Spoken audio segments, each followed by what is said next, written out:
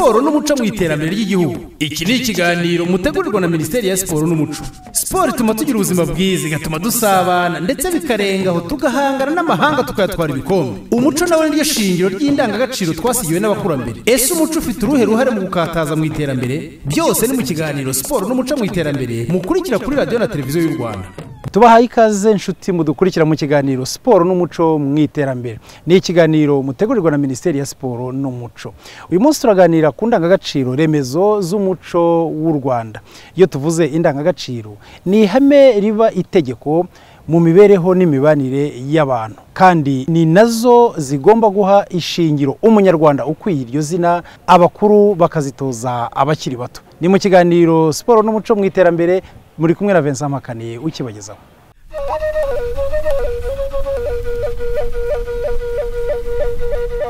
Nkuko byemejwe mu mwanzuro wa 7 w'inama ya 15 y'igihugu y'umushyikirano, hagomba gusigasirwa indangagaciro remezo z'umuco w'u Rwanda, arizo gukunda igihugu, ubupfura, ubumwe no gukunda umurimo. Muri uyu mwanzuro izi nzego zirimo Minisiteri ya Siporo n'Umuco, Minisiteri y'Urubyiruko, Polisi y'Igihugu, Inteko Nyarwanda y'Ururimi n'Umuco, Komisiyo y'Igihugu y'Ubumwe n'Ubwiyunge, Komisiyo y'Itorero ry'Igihugu, Ikigo cy'Igihugu gishinzwe amatora, Unity Club, Komisiyo y'Igihugu yo kurwanya Jenoside, Inama nkuru y'itangazamakuru, Inteko izirikana n'izindi ntabashije kuvuga muri aka kanya. Zahawe umukoro wo gushyiraho uburyo buhamye kandi bworoheye abanyarwanda bwo gukomeza gusigasira indangagaciro zishingiye ku muco wacu no kurushaho kuzitoza abakiri bato n'abanyarwanda batuye mu mahanga, arizo gukunda igihugu, ubumwe, ubupfura n'umurimo, kugira ngo zifashe kwihuta mu iterambere. Muri iki kiganiro turi kumwe n'abahagarariye zimwe mu nzego zifite mu nshingano guteza imbere indangagaciro z'umuco nyarwanda, zidufasha gusobanura byimbitse ibijyanye n'izo ndangagaciro. Indangagaciro yo gukunda igihugu turayisobanurirwa na Dr. Jacques Nzabonimpa, umuyobozi w'ishami ry'umuco mu Nteko Nyarwanda y'Ururimi n'Umuco. Gukunda igihugu tubonamo indangagaciro nyinshi, indangagaciro bwitange. Mu mateka y'u Rwanda twagiye tubona abantu benshi bagiye bagira icyo kintu cy'ubwitange. Iyo ndangagaciro akenshi ntisigana n'iy'ubutwari nayo iyikurikiye. Gukunda igihugu ni ukubona ibikorwa nanone by'igihugu ukabigira ibyawe, ukanabyitanga, mbese ukabijyamo nta kwizigama. Gucunga neza ibya rubanda, akenshi na kenshi abantu bafite kugira ngo ibi birareba abayobozi gusa, ariko n'uwo ari we wese icyo yabacunga cyari cyo cyose kugicunga neza, akamenya gutandukanya ibye, akamenya gutandukanya ibye n'iby'igihugu. Aho ngaho murumva ko iyo ndangagaciro ari ingenzi. Ugendeye kuri izi ndangagaciro hari na kirazira bijyanye, nko gutatira igihugu, kuba ikigwari, gukoreshwa n'inyungu bwite, kurangwa n'inda nini n'umururumba n'izindi. Ibi rero uwashyize imbere indangagaciro yo gukunda igihugu yitandukanya nabyo. Abanyarwanda banyuranye bumva neza icyo basabwa kuri iyi ndangagaciro yo gukunda igihugu. Ubu nge kugira ngo bigaragare ko harimo gukunda igihugu, no kuvuga ngo iri shuri cyangwa se ishuri ry'incuke cyangwa irerero ry'abana natangiye ndikoresha, nta kintu kindi naringamije, sinaringamije guhembwa, sinaringamije kugira ngo mbonemo ibindi. N'ababyeyi baharerera baba babizi, bagenda bazi ko nabo ari uburyo bwo gukunda igihugu, uburyo gukorera igihugu, bakamenya ko n'abana ari ab'igihugu kandi ko tumenya neza ko ari ugutegura ahejo hazaza habo.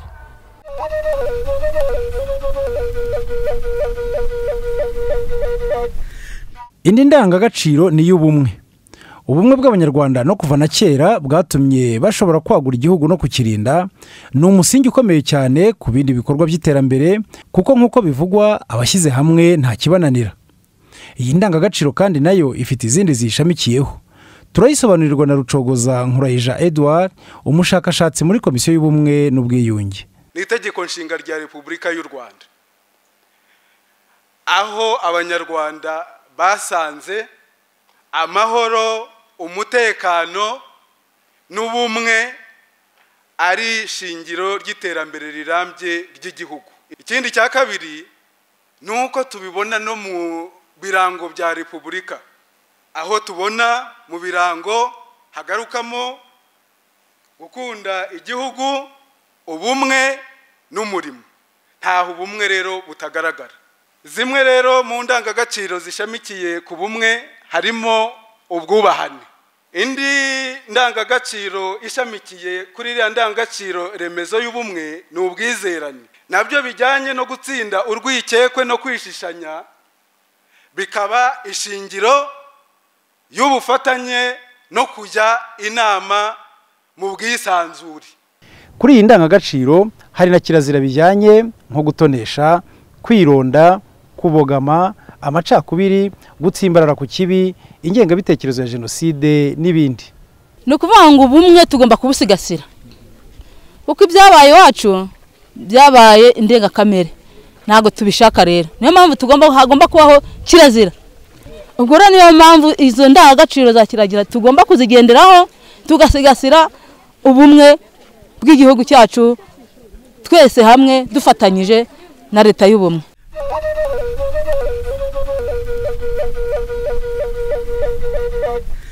Mu ndangagaciro z'umuco w'u Rwanda kandi reka tuvuge ku bupfura. Turayisobanurirwa n'umubyeyi Clotilde wo mu nteko izirikana. Ijambo ubupfura ni imvugo yumvikanisha ubutungane bw'umutima w'uwo bita imfura, rikaba n'ihuriro ry'ibyiza byose biboneka mu myifatire, mu mvugo no mu mibanire y'abandi. Hari n'abavuga ko ubupfura ari umwambaro w'umutima ubonekera mu matwara ya nyirawo. Ubundi imfura ntiyiyenza, ntiyanduranya, ntigira inzika, ntitonesha, imenya gutega amatwi. Hari abitiranya ubupfura n'uburanga bw'umubiri, nubwo nabwo kubugira atari bibi, ariko iyo utabufite no ku mutima bakwita bwiza bupfuye ubusa. Ufite ubupfura naho yaba ari umukene arubahwa, akizerwa, akagishwa inama, kandi nawe akemera kuyigirwa, akabitswa ibanga, kuko abafite ibimenyetso byose biranga ubwo bupfura nk'ubwangamugayo. Abanyarwanda se bo ubusanzwe ubupfura babwumva bate? Kuba ufite ubupfura nuko buri wese ahari arakubaha. Icyo ni icya mbere. Icya kabiri, ntabwo igitekerezo cyawe ugitanga ngo bagisuzugure, nacyo baracyumva kandi bakumva ko kigomba gushyirwa mu bikorwa. Ushobora kukwereka umuntu nimba ari imfura cyangwa atari imfura, uko avuga, uko urebye yaganirije abantu, uko yabitwayeho, uko yaje akakuvugisha, ibyo bishobora guhita bikwereka ko umuntu ari imfura. Ni imyitwarire ye muri sosiyete.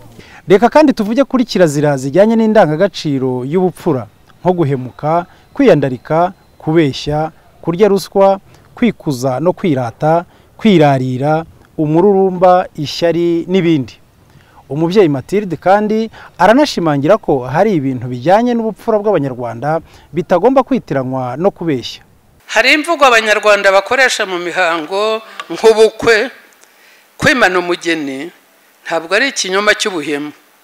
Ni ukuganira no kwigisha uko wamenya kwikura mu kibazo neza utanduranije. Hari n'ibindi biganiro umuntu agira ati, sinzi uwo twaganiriye ambwira atya, sinzi aho ngiye turabonana hato. Ibyo nabyo si ikinyoma kibi, ni ukwanga kuvuga ibitari ngombwa.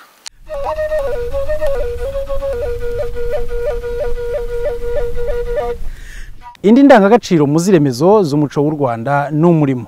Umurimo ukozwe neza kandi ku gihe uhesha agaciro nyirawo, akiteza imbere ndetse agateza imbere n'igihugu. Turabisobanurirwa na Dr. Jacques Nzabonimpa, umuyobozi w'ishami ry'umuco mu nteko nyarwanda y'ururimi n'umuco. Abanyarwanda bemera ko gukora ari ryo shingiro ry'umuntu ari we wese, akaba ari n'inshingano za buri wese mu muryango. Umurimo buriya umurimo ukiza nyirawo. Umurimo ukoze neza uhesha nyirawo agaciro, akitwa indashyikirwa, akaratwa ndetse akanashimagizwa. Buri wese agomba guharanira kuba intangarugero abantu bose bareberaho, byaba mu kazi, mu mikorere, aho atuye, mbese agatanga umusaruro, bityo akaba indashyikirwa. Kirazira gusuzugura umurimo, kunebwa cyangwa kutigirira icyizere mu byo ukora. Abanyarwanda muri rusange sebo bumva gutiye indangagaciro y'umurimo. Uyu akora akazi k'ubwarimu. Umurimo ni utanga iterambere rirambye. Nta kintu wageraho udakora.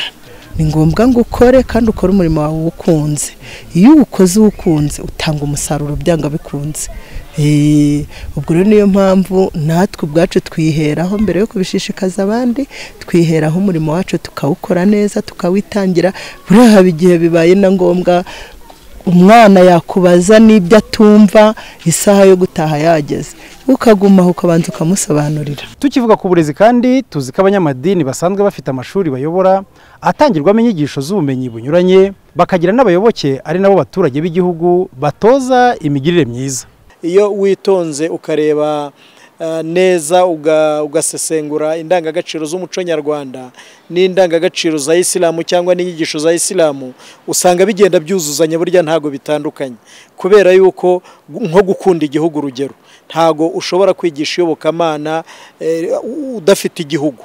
Ugiye muri Bibiliya twifashisha mu gutanga ubutumwa, mu kwigisha, bigarukamo ubumwe cyane cyane, aho na Yezu Kristo yabusabye intumwa ze abazamumenya abazamukurikira, icyo bazabamenyeraho nuko muzaba muri bamwe mukundana. Umukristo mwiza ahubwo bimufasha kuba umunyarwanda wifuzwa ubereye u Rwanda, uri mu ndangagaciro z'u Rwanda. Komisiyo y'ubumwe n'ubwiyunge isanzwe izwi mu gukora akazi gakomeye mu gushaka icyo ari cyo cyose cyafasha mu kubaka umuryango nyarwanda uzira amakimbirane, cyane cyane hafatiwe ku mateka mabi yagejeje u Rwanda kuri jenoside yakorewe abatutsi mu 1994. Twiyemeje gushyira imbere ubunyarwanda, izi ndangagaciro zikaba ari indangagaciro ziranga umunyarwanda. Uko ari enye ziriya remezo turazibonamo ishingiro rikomeye ryanda umunyarwanda, tukazibonamo undi musanzu ukomeye cyane mu gukomeza guteza imbere ubumwe bw'abanyarwanda, bumwe butajya busigana n'ubwiyunge, birumvikana kubera amateka twanyuzemo. Kubw'inararibonye Rucagu Boniface we aravuga ko abamaze gutora izi ndangagaciro nibatanga umusanzu wabo bakigisha bagenzi babo, nta shiti umuryango nyarwanda uziyubaka ku buryo burambye. No mu Rwanda rero, u Rwanda ruzarera abana barwo. Icyo umuntu ashobora kwizera nuko abenshi bazaba beza, kandi abenshi ari beza, abake bakaba babi, babandi beza bahindura babi bakabagarura bakabashyira mu nzira nziza. Ikindi kandi cyagaragaye nuko mu gutoza abanyarwanda b'inzego zinyuranye izi ndangagaciro nta mfashanyigisho ifatika yari ihari. Inteko nyarwanda y'ururimi n'umuco ikaba yarahawe inshingano yo kwegeranyiriza izi ndangagaciro mu gitabo cyaje cyifashishwa mu guhugura abanyarwanda mu nzego zinyuranye. Iki gihe ntabwo abantu bagikoresha ubuvanganzo bwo kuvuga gusa, ntibakivuga gusa, basigaye banandika.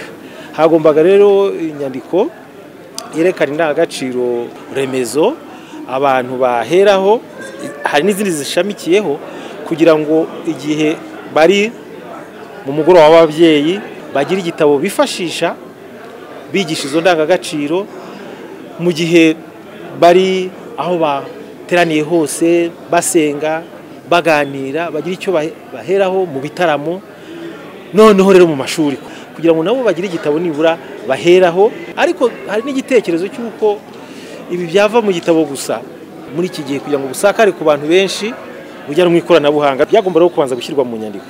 Minisitiri wa Siporo n'Umuco asanga iki gitabo kizafasha uwo ari we wese, yaba umunyarwanda cyangwa umunyamahanga wifuza kumenya indangagaciro z'umuco nyarwanda.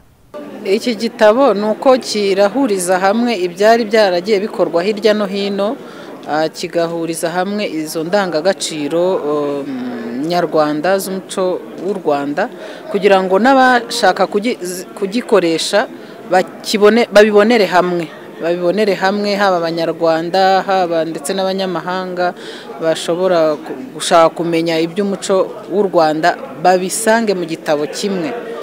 Iki gitabo rero tukaba tusanga kizorohereza abagikoresha, ari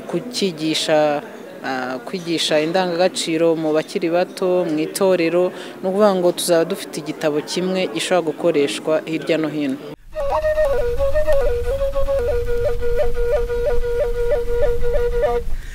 Ukeneye gusoma iki gitabo cyangwa kukifashisha ku bundi buryo, wagisanga ku rubuga rwa Minisiteri ya Siporo n'Umuco n'ibigo bishamikiyeho, mu isomero ry'igihugu ndetse no mu nkoranyabitabo y'igihugu.